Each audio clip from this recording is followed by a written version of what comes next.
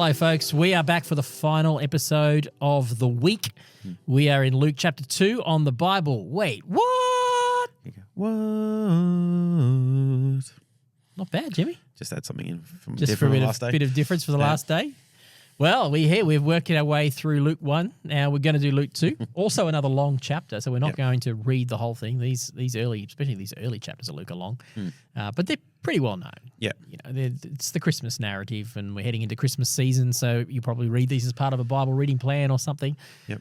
There's a few stories in this passage in Luke 2, the birth of Jesus, so we'll just sort of touch on different points, draw out a few points that might shed some light on things maybe people haven't thought about before, or maybe some questions that they've got that they've never had answered. And not that we'll answer them, but we might be able to share some perspective that might help with the understanding of them. Yeah.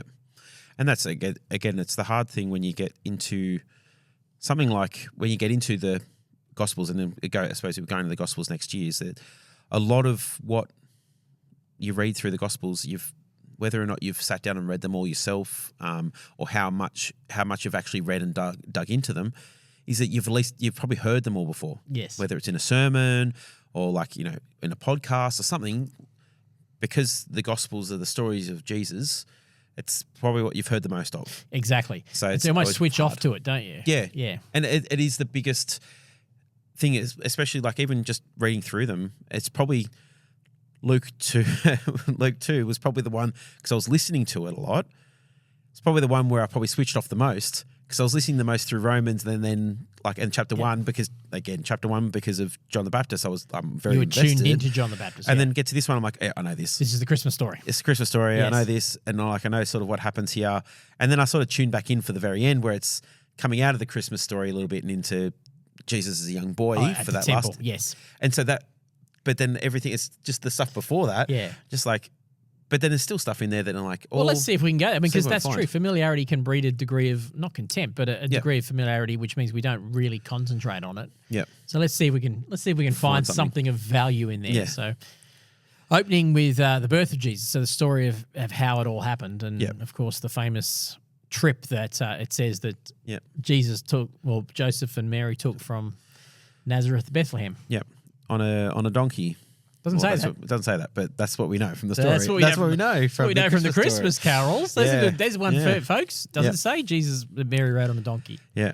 So the reason they were traveling is because the Roman emperor at the time, Augustus, decreed a census. And so I think probably most people would at least remember that, or at least remember about that there was a census called, and that's why they had to travel to Bethlehem. Yes. Is because that's where Joseph was from. So you go to where the husband's family. Yep. You go to you're part of that family now, so you have to go to where that census is being held, and that's in Bethlehem. Yeah, so we won't go down that rabbit hole. That's the prevailing view. There are some more recent scholarly evidence that would seem to indicate that wasn't the case. Yep. I've always been taught that too. Yep. But it doesn't, as we said in yesterday's chapter, just because something might not historically fit the narrative exactly. Like there's evidence that this census that Quirinius called was probably potentially up to a decade later. Yeah. And that's just what it seems to be at the moment. It doesn't undermine the story because Luke is more worried about trying to point Jesus back to his Bethlehem roots, his David roots. And if he is telling the story in such a way to get there, it does affect our sensitivities, but it doesn't affect the sensitivities of the ancients. We just have to be comfortable with that. Not saying it isn't exactly word for word what was there, but even if it wasn't, it wouldn't shatter my faith. Yeah. Because he was trying to identify that he was a descendant of David. Yep. Again, if that's a non-negotiable for you, that the fact that the census was the reason they went back to Bethlehem or not, or happened at that exact time. That's okay. That's okay. But do some research but what I often find is that, and we talked about this a lot this last week with our pastors in our master's course, is that Christians can struggle when we've been taught as young Christians that it's exactly letter for letter what it says in there. That if it's not letter for letter what it says, that somehow that undermines our belief. Now, I'm not saying it can't be letter for letter true, because the Holy Spirit could do that, but I'm also comfortable with the fact that if it's more like all other ancient documents, the letter for letter transfer or absolute truth doesn't have to be letter for letter true in order to remain true to true message. Yeah. The gospel truth The is gospel different. truth is different from the letter for letter truth, the word for word truth. And that's normal in ancient texts. Everyone was telling a story and they were flexible with that. So I'm okay with that. But I realize that's a journey that I went on and lots of people may have to go on. And a lot of people struggle with that. a lot of people do struggle with that. And Yeah. like just the idea of the fact that if it's not letter for letter true, then where does the truth come and go? And at what point do you swing the pendulum all the way to liberalism and everything is relative? So it can be daunting to go down into that path, and look, and then there's nothing wrong with holding to the, as you said, as the truth that I don't have a problem with someone holding to it literally. No problems. I'm much more comfortable with it being flexible on that. But oftentimes what I've had people say to me is, well, if you don't, exactly what you just said, well, if you don't believe it literally, it's a slippery slope to liberalism and you can make the Bible say whatever you want, and they'll often say the Uniting Church has made it go off on all kinds of tangents and things like that. But I would like to think that there is a way to it doesn't automatically mean it's a slippery slope. Yep. There could be a way to rationally, thoughtfully come up with a different perspective without getting the Bible to the point where you're denying the resurrection, denying the supernatural miracles of God. There is a way to do that. Yeah. And I've wrestled with that. Yep. And I was talking with a room full of pastors who have and are wrestling with that too. We had some good conversations around it. Yep. But the prevailing view is that with modern scholarship is that it's okay for it not to be chronologically, historically, perfectly accurate and still not remain untrue to the main gospel message. Yeah. Yeah, so that's that. Anyway, that was a little side there on that early stuff around Mary and Joseph going to have the baby in Bethlehem. In Bethlehem. Yeah, they weren't married yet; they were engaged still. Sorry, yes, correct. Corrected myself on that one. So that's the first part. So that's why they're traveling, so they don't. Yeah, again, the narrative is on a donkey. That's the Christmas story. Yep, little donkey. Like you see Mary's side saddle on a donkey, holding the baby on the way back, or it's on the donkey being led by Joseph, and then the stable and the cross the star over the above top, and all that sort of stuff. It's typical nativity, which is beautiful. Whether it's actually how it worked or not. Once again, it's the same principle. It doesn't matter. Like they would have travelled the diehard fundamentalists who use the other argument and go, well, that's all false. Yeah. But it's still a perspective that the traditional Christmas narrative nativity is a perspective that doesn't change the fundamental truth that the Son of God was born into the world. How they got there wasn't. It's not the journey. It's the destination. It's the destination. Yes, that's a good way to put it. Yep. I don't like. It's one of those. That's the opposite of what we often say. But in this context, the narrative is not as important as the ultimate point of the narrative. Yep. And when they were there, they came. The baby. Where's the part where it talks about the baby being born? Jesus being born. It's about verse 5 because there was 6. no lodging for them available. Yeah. Oh, because they were still traveling around, and they laid him in a manger. Yeah, that's what I was looking for. It was literally the last line. It was right ahead. That's what read the whole sentence. Yes, I get there. So they because there was nowhere for them to stay. There was no conversation with an innkeeper in the scriptures, even though that little drummer boy might say something different. I don't know. He wasn't in the scriptures either. No, he wasn't there either. Unfortunately, there was no drums following Jesus around everywhere. Every mother of a newborn wants is a child outside playing drums. Yeah, definitely. But they had to lay him down in a manger because there was no lodging available for. Yes, that's right. Yep. And a manger is likely a feeding trough, and so it's quite possible it was in a cave. Under a house, in a cave, or something like that, or under the house where they would feed. The animals would often live underneath the house. I've been in Thailand, and the villages in Thailand, that's exactly how they live. The animals live underneath and the houses up above. That sort of thing is quite common. Yep. There's evidence that there was caves all over that area. So it could have been that's often where they fed the sheep. They put the sheep in caves overnight, etc. Yeah. And so then the shepherds, so this is where the shepherds come in. So they're out in the fields, and doing their job. Yep. They're looking after the sheep. Looking after the sheep. Yep. And the angel of the Lord appeared to them, and obviously terrified, because it's like, that's especially as a shepherd, you're like, if anyone's seeing angels, and it's not us. Yes, that's right. They're a lower class people. Yeah.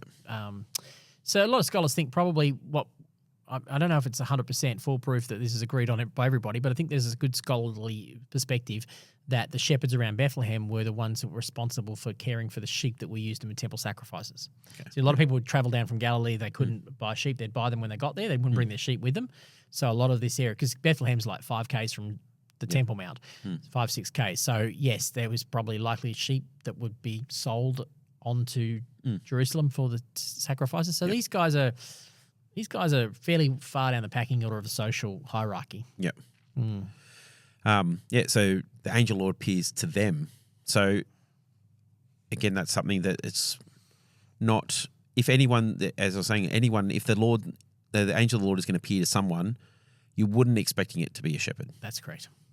You'd expect it to be King Herod up the road. Yeah. Yeah, all the priests in the temple. Yep. And that's the funny thing is that and that's one thing we just can so easily gloss over because it's part of the Christmas story, which we've known forever, is that angels appear to the shepherds. Just like, well, why are these random shepherds being appeared to? Yes. Yeah. Yeah, what's the point? Yeah. What's the point of there being shepherds? Yeah. Like, what's the point of, again, and then when the angel appears later, I don't even know, actually, we don't go there. They're like the wise men and like that's in Matthew's gospel. That's in Matthew's one. Yep. But it's just like what's the significance of the angel appearing to these people and then them coming to be a part of it?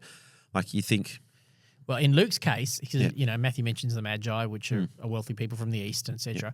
But in Luke's case, we sort of touched on this. Luke is big on his main themes are the inclusion of Gentiles, and which we'll see in a minute with Simeon, and his inclusion of the poor, which we saw in the Magnificat. Yep. Luke constantly tells a story about how Jesus speaks to, or somehow or another, God elevates the lowly, which we saw in the Magnificat. That's what we're seeing here. Is this the significance Luke's trying to make is that God is including the nobodies in his story. Yep. Luke is big on that. And if you read the book of Luke through that lens, you'll see it. You'll go, okay, there's another lowly person. Yep. Oh, there's another outcast person. There's another vulnerable person that Jesus is interacting with and doing something for. Yep. It's fundamental. And that's what it's it's historically accurate, but Luke has shaped his whole story around that. So he's going to elevate and magnify those perspectives more so than maybe the other gospel writers do. Because he's trying to tell his listeners Jesus is for everyone. Yeah. So they, and this is what, so the angel says, I bring you good news that will bring great joy to all people. The Savior, yes, the Messiah, the Lord, has been born today in Bethlehem, the city of David. And you will recognize him by this sign. You will find a baby wrapped snugly in strips of cloth, lying in a manger. Suddenly, the angel was joined by a vast host of others, the armies of of heaven, praising God, saying, "Glory to God in the highest, and peace on earth to those with whom God is pleased." And I find that funny. Is like you sort of got these shepherds out there, and then suddenly, like you've got this massive choir of angels out there, just singing praises to God, announcing to these shepherds. It's not as though the shepherds have gone and then the angels come along and then they start singing over Jesus. No, this is to the shepherds. This is to the shepherds. Exactly. Once again, elevating them. Yeah. And I'm going to say this again because I've said this before, but they weren't singing. Yeah. They were saying. It says there they were saying. Our Christmas carols say, sing choirs of angels. But they were saying. But they were saying and declaring and all that sort of stuff. Yeah, it's like that. And that I guess that's where they get that singing thing is the worshipping God. Yes. And then I guess that's the thing is like it gets from worshipping to then singing. Yes, it's like correct. That. It's that. Except biblically speaking, the evidence seems to be that singing is singing and praise is something that's unique to the humans. Yep. It's actually reserved for the humans. Angels will declare, shout, praise, say, but they won't sing. Yep. So I think that's intentional, but it's we understand it because we filter it through our own lens again. I'm not worried about I'll sing choirs of angels, sing in Gloria and Excelsis. Say I don't have a problem with it. I don't go. I have to change the lyrics. Yeah. But there is something unique about our ability to sing, which as we head into Christmas time, that's why I say sing them. Not everyone loves Christmas carols, but sing them whether you like them or not. Sing them because they are magnifying Jesus, lifting him up. Yeah. There's literally there's two really important dates on the calendar, the Christian calendar, and one's Easter and one's Christmas.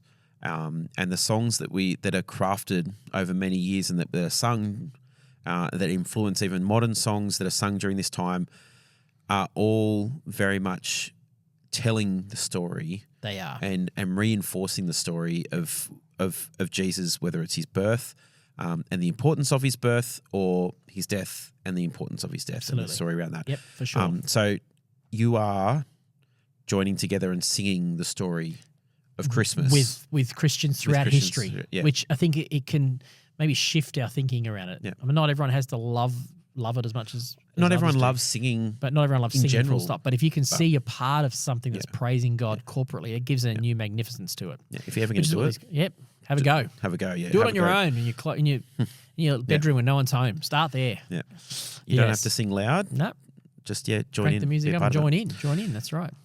I'm just for all those worship leaders out there. I've got you back. So Yes, get that's everyone going. Yep, and then so angels returned to heaven. The shepherds went to Bethlehem and see what the Lord has told us about. So they go there.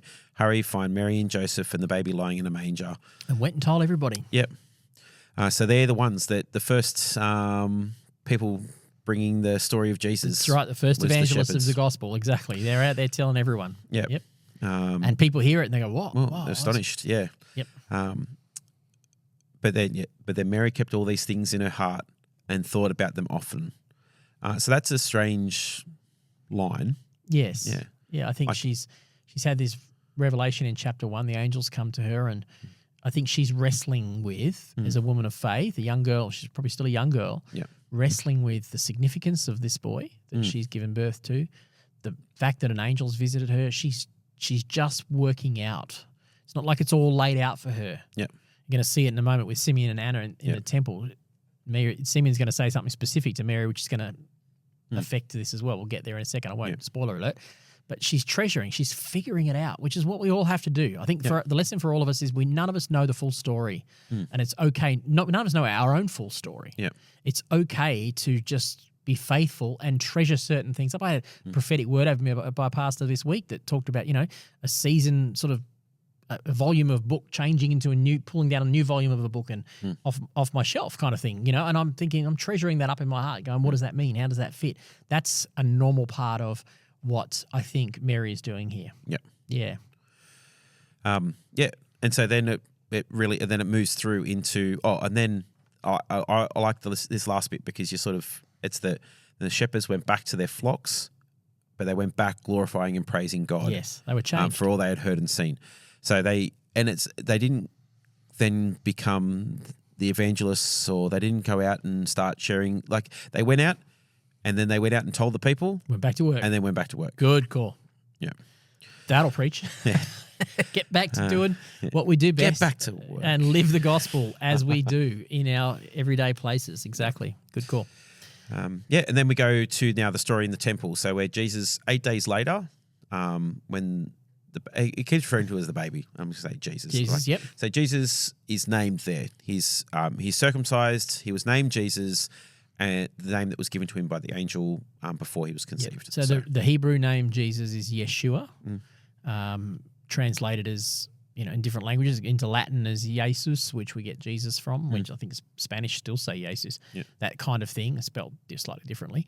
I think Latin is IASUS or something, but it means God saves. It's the same as Joshua in the Old Testament. God saves. Yep. Which is a good name and that's why the angel said to Mary, you should call him Jesus because he will save the people from their sins. Yep. Or that might have been what he said to Zechariah in chapter 1. But, there's that savior component there. Yep. And then, the law of the Lord says if a woman's first child is a boy, he must be dedicated to the Lord. So they offer the sacrifice required by law of the Lord, either a pair of turtle doves or 2 young pigeons is turned over. And this is where then Simeon prophesies. Which I think from memory, it says Leviticus 12:8. I think from memory, the pair of turtle doves or 2 young pigeons is actually the option for the less wealthy people. Yeah. I think it was probably supposed to be an animal sacrifice, like a sheep or something. Yeah. But from memory, it says you'd have to go. I'm not going to go and do this now, folks, but you can do this. But I think it indicates that Mary and Joseph weren't loaded with money. Yeah. And that's where the song of 2 turtle doves And a partridge in a pear tree. Yeah. Exactly. So it comes from this sense of you could do this if you didn't have the wealth to offer a lamb or something like that. Yep. Yeah. Yeah. Which again, very quick side note, that song is talked about and everything is like 5 golden rings. It's like these illustrious gifts. Yes. And then you get you've got 2 turtle doves. 2 doves and a partridge. Partridge in a pear tree. Yeah, exactly. And it's just like the 2 turtle doves, but then if it's seen as something that for those who are not the wealthy. Yes, okay. So it's a gift it's that's given by those who are lesser. And we sing it as in all this glory, this amazing thing. Oh, turtle doves, oh, so nice. But it's actually, this is what is given an by offering from the poor. Yep. That they're included. Yep. Yes, wonderful. Yeah, I think it'd be worth tracing the history. I had talked about that song over the years, but I can't recall all the details. But you're right. Yeah, everything else is super expensive, basically marching bands and all kinds of things being delivered in modern vernacular. Yeah. All right. So verse 25, the prophecy of Simeon. Yep. So it just talks about Simeon, who he was, a righteous, devout. Waiting for the Messiah. And the rescue of Israel. So this is a man who was waiting and hoping and yearning, obviously knowing the scriptures and waiting and yearning for... But believing, like much of the people were at that time, that the Messiah must be coming because things are looking bad, the Romans, et cetera, and looking out for the one. When will this one come? And it says the Spirit somehow had set upon him, you're going to see this one. Yep. Simeon, you're going to see him before you die. Yeah. And then so he took the child into his arms and praised God, saying, Sovereign Lord, now let your servant die in peace, as you have promised. I have seen your salvation, which you have prepared for all people. He is the light to reveal God to the nations, and he is the glory of your people Israel. That's just again, it's just that declaration of what Jesus I like is. about it though is also it's written in there. So they're looking. Simeon's ready for the Messiah, but most of Israel is still waiting for a military Messiah to overthrow the Romans. And you wouldn't dare prophesy something positive about the Messiah and the Gentiles, and yet Simeon sees something different. In a world where everyone sees and is looking for an answer to their own problems, Simeon is saying, no, this Messiah is for all peoples, all nations, as well as Israel and all nations. So he sees something different. No wonder his parents were amazed about what was being said about him, because they probably don't necessarily get this whole inclusive, outside of the Judaism salvation because again, message. they're understanding probably as well, being the fact they wouldn't have been deep in all the religious thought and everything else like that. So they would have just been listening. They probably weren't there reading it all themselves and trying to digest and sit with. Exactly. So they're also. They knew that Jesus was called to be, they've been listening to what it is who Jesus is, and then they're like, so not just for Israel, no, for more than that, that whole thing. And so then then Simeon blesses them and turns to Mary and says, the child is destined to cause many in Israel fall, and many others to rise. He's been sent as a sign from God that many people will oppose him. As a result, the deepest thoughts of many hearts will be revealed, and a sword will pierce your very soul. It's just this amazing, what he's going to be for all nations. Yes. And then what's going on? And then suddenly it's just oh, what? It's your deepest thoughts will be, many will be revealed, and a sword will pierce your very soul. And you're like, well, it's not the sort of prophetic word you want, is it? Yeah. It's just suddenly this amazing thing. It's just it's so much bigger than I thought. Yeah. But then you're like, oh, what? It's also so much more painful than I thought, and confusing than I thought. He's going to pull down the temple powers, which is the falling and rising of many. And then others will rise like an ordinary bunch of, fishermen from Galilee will be the ones who will rise to influence, and the temple. The shepherds were the one that came out and told about declared his birth. All of that. Yeah. So this is the Magnificat thing. Yeah. Pulling up some and pulling down others. Yep. And then at the end, of course, this word, and hey, Mary, but I need to tell you, that could seem like it's a harsh word, but it's also maybe something she can treasure. You assume that as time goes on that she has some understanding of what Jesus is going through and what's going to happen. Yep. And so this prophetic word, sometimes prophetic words don't always have to be, sometimes they can be For you can get comfort from the fact that hey, the road ahead is going to be rocky, but it's going to be okay. Yeah. We've always sometimes we've made prophecy into this whole thing of it's all got to be good and all got to be grand and it's just going to be up and to the right. Yeah, that's not life. No, it's more like life can be sucky, but God. Life can throw you curveballs, but God. Yeah, and I think that's what Mary's getting in this prophecy here. It's the prophecy. It's like this is it's like the prophecy over Jesus is great, but this is what is going to be happening though. Which is not going to be as great, but it's to help bring peace to Mary, to know that what he is going to face is part of it's precise. It's part of it. Yes, it's part of it. Yeah, exactly. It's not you don't have to worry because this is part of what it will still accomplish the purpose. Yeah, that's right. Yeah, and for us, we can take that personally because life does throw us curveballs. We go, this isn't how I expected it. Yeah. Paul, we talked about. Wanted to get to Rome. He got there, but not how he expected. Yep. And I think that's God's faithfulness. He doesn't always do it the way we think it should be done, but he always does it in the way that, while it might cause us pain and make us ask questions, will ultimately be the most fruitful for our lives if we just keep putting one foot in front of another and keep trusting him. Yep. Yes, there might be some swords that pierce our hearts along the way. Yep.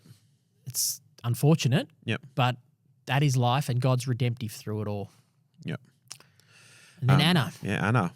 So it's titled The Prophecy of Anna, but she doesn't necessarily bring a prophecy. No, she just brings encouragement to everyone around, doesn't she? Yeah. Yeah. So she's a faithful woman. Just her husband had died, and then she'd spent many, many years just hanging around the temple. Yep. Faithfully serving God, and then Jesus comes and she sort of speaks to him, doesn't she? Yep. About everybody. She came along just as Simeon was talking to Mary and Joseph. So this is verse 38. And then she began praising God. She talked about the child to everyone who had been waiting expectantly for God to rescue Jerusalem.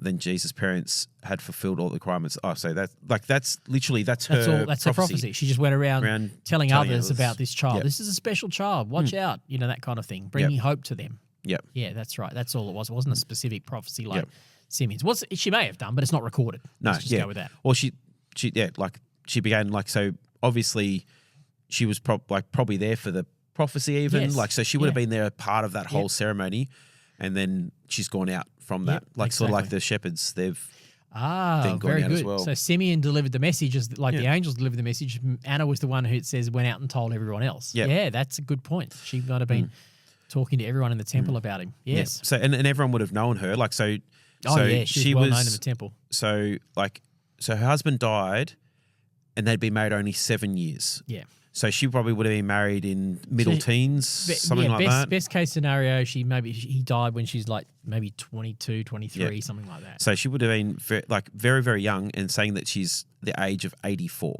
So she spent 60 years, 60-odd years in the temple. Or she had been widow for 84 years. One of the two. That's what it's saying there. Okay. It's ambiguous about which side the 84 lands on. That'll make her really old. So she's either... Should be over 100. But let's just go with the conservative one. Let's go with the 60. That's still a long time for her to have...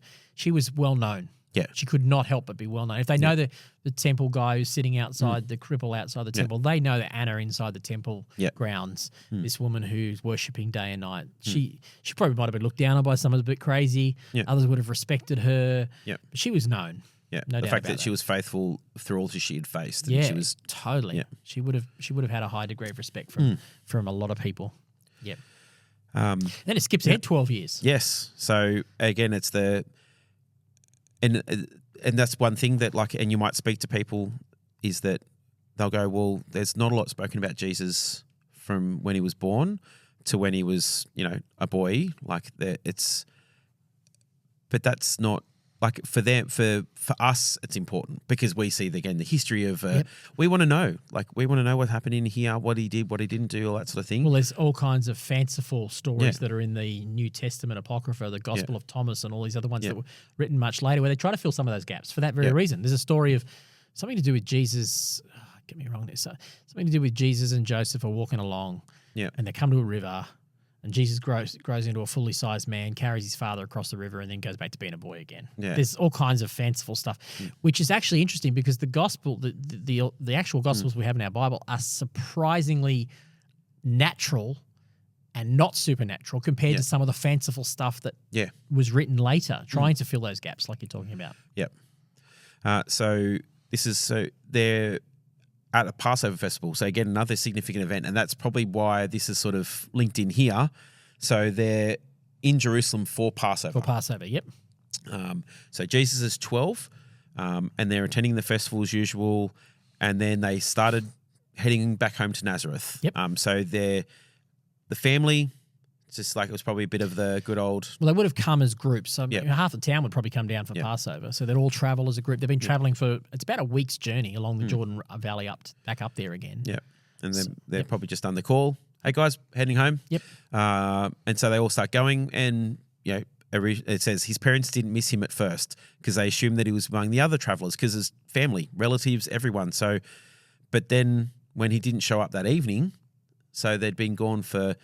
Who knows? Done a day's drive, day's walk. So day's walk. So they're probably down. They're down near Jericho. They would have walked down the hill. They've probably gotten pretty close to Jericho, and it's a fair way down the hill. Yep. And so they started looking for him, trying to figure out where he is, because obviously that would have been normal. They just got up and left, and Jesus would have been a part of it, hanging out with other kids and things like that, and just doing what he would have been doing as part of everyone else, part of that group. Yep, that's right. But then when you stop for the night, you go to your tents, and suddenly he's not there. Yep, that's exactly what happened. Freaking out, as any parent would. And so they couldn't find him, so they searched everywhere. They went back to Jerusalem, and 3 days later, so this is 3 days after that. Well, I think scholars say the 3-day thing is intentionally, but it's a day's journey there and a day's journey back and a day looking for him. Yeah. So he's been lost for 3 days, but it's not that they got back to Jerusalem and spent 3 days. Otherwise, it'd be getting up to a week. Yeah. So if it's a day down the hill, day back up the hill, and a day looking, that's 3 days. But again, obviously the 3 days is hearkening toward something. Luke's putting there specifically. Yep. They discover him in the temple, sitting among the religious teachers, listening to them and asking questions, and all who heard him were amazed at his understanding and his answers. His parents didn't know what to think. Son, his mother said to him, "Why have you done this to us?" So obviously freaking out. It's the first thing a parent does. Even when you've lost a child, you still blame, what did you do? Why weren't you here? That kind of thing. Where did you go? Yeah, why did you run off? And then usually after that, we start to settle down and go, oh no, that was our fault. Are you okay? We're worried about you. Yeah, your father and I have been frantic, searching for you everywhere. And then Jesus responds, "But why did you need to search? Didn't you know that I must be in my Father's house?" And then, but they didn't understand what he meant. Then they returned to Nazareth with them. Then he returned to Nazareth with them, and he was obedient to them. And his mother stored all these things in her heart. Second time it says that. Again. Yep. Jesus grew in wisdom and in stature and in favor with God and all the people. Which is a quote from, it says about Samuel, young Samuel as well. So he's channeling that same point there. Yeah.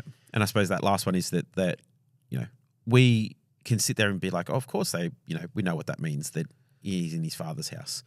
Yeah, but they didn't fully grasp that. Yeah. No. Yeah. So not understand that he was the Messiah. Yeah. So I suppose the text talk about the Messiah and then also the Son of Man and the Son of God, and we place them all upon Jesus. Yes. But if they're in their understanding, they might not have put that together with their understanding. They might not have put that together. They're figuring out. Revelation is always progressive. That's why we can't be blaming them. They're trying to work this. Storing up means she's chewing this over. She's thinking it through. What does this mean?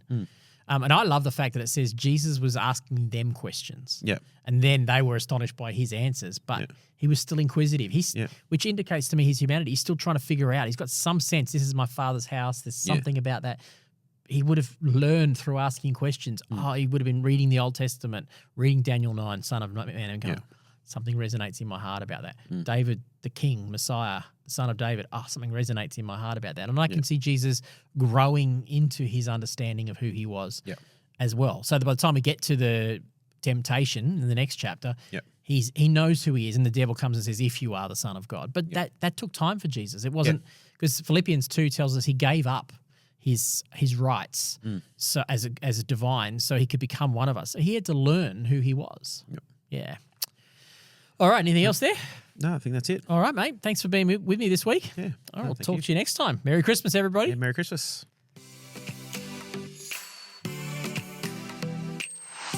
Thanks for listening to this episode of The Bible. Wait, what? Be sure to subscribe wherever you listen to your podcast so you don't miss a single episode.